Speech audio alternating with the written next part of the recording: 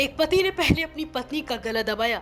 जब उसकी सांसें उखड़ने लगी तो उसके शव के चाकू से छोटे छोटे टुकड़े करके उन्हें पैक कर दिया और फिर आधी रात में ऑटो से उन्हें दूर ले गया।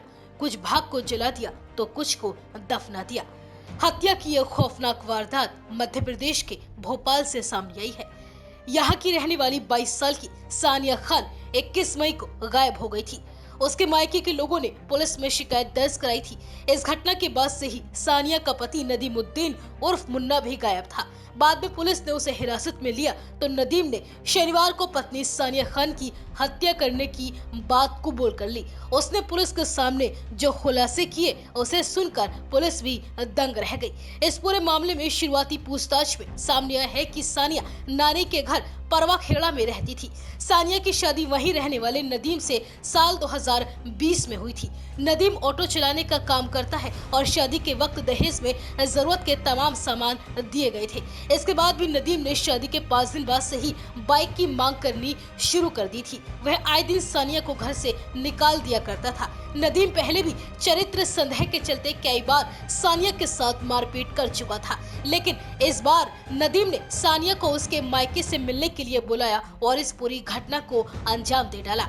पुलिस पूछताछ में आरोपी नदीम ने पत्नी के गायब होने से लेकर शव ठिकाने लगाने तक की पूरी कहानी बताई। उसने बताया कि 2 महीने पहले उसकी 2.5 महीने की बेटी की मौत हो गई थी, जिससे उसके और सानिया के रिश्ते में खटास आ गई थी। सानिया 2 महीने से अपने मायके में रह रही थी। मायके में रहकर वह सारा वक्त रील बनाने में गुजारती थी। उसने अनजान युवक के साथ इंस्टाग्राम पर रील भी बनाई थी, जिसे देखकर उसका खून खौल उठा था। एक दिन मैंने उसे घर लाने का सोचा, कॉल करके लिए उसे मनाया, फिर बाइक से उसे घर लेकर आया। उसे अपनी गलती मानकर पहले की तरह साथ रहने के लिए कहा तो उसने साफ इनकार कर दिया। इस बात पर दोनों के बीच में बहस होने लगी और गुस्से में आकर मैंने उसका गला घोट दिया।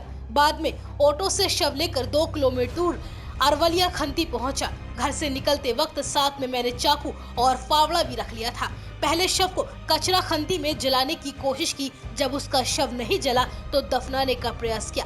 फावड़े से गड्ढा खोदना शुरू किया, लेकिन खोद नहीं पाया। ऐसे में शव को चाकू से कई टुकड़ों में बांट दिया। पहले गर्दन काटी, फिर हाथ पैर और शरीर के दूसरे हिस्से भी अलग कर दिए। सभी हिस्सों को यह सोचकर अलग अलग फेंक दिया कि जंगली जानवर और कुत्ते खा जाएंगे, जिससे वह कभी भी पकड़ में नहीं आ सकेगा और पत्नी हमेशा के लिए गुमशुदा रह जाएगी। वहां से लौटा तो सबसे पहले पूरे ऑटो को धोया जो खून से सन चुका था। चाकू को साफ किया और फिर आराम से घर आकर सो गया।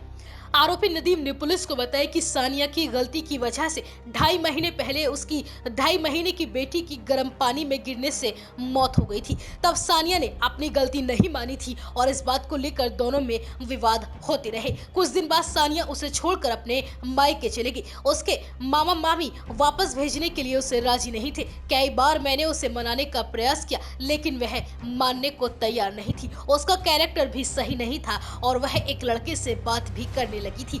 बस इसी वजह से मैंने इस पूरी वारदात को अंजाम दिया। फिलहाल पुलिस ने आरोपी पति को गिरफ्तार कर जेल भेज दिया है।